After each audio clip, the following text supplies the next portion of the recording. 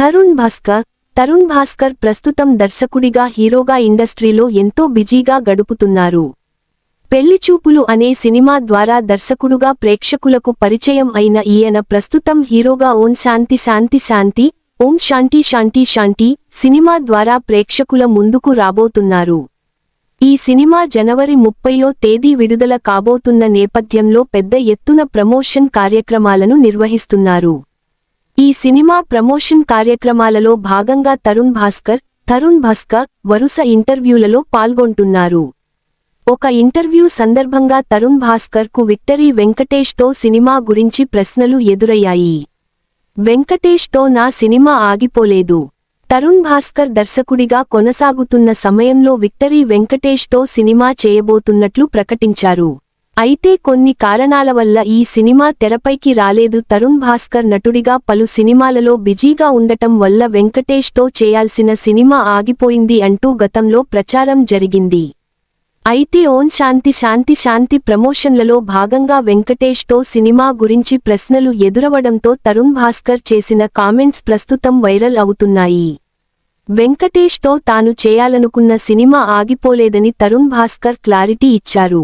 గుర్రపు పందెం నేపథ్యంలో వెంకటేష్ కోసం తాను డెక్కన్ డార్బీ, గుర్రపు పందెం నేపథ్యంలో కథ సిద్ధం చేసుకున్నానని తెలిపారు. అయితే ఈ కథకు సంబంధించి రెండో భాగంలో కొన్ని చోట్ల నాకు సంతృప్తి ఇవ్వలేదు. అలాగే కనెక్షన్ కూడా ఎక్కడో మిస్ అయినట్టు అనిపించింది.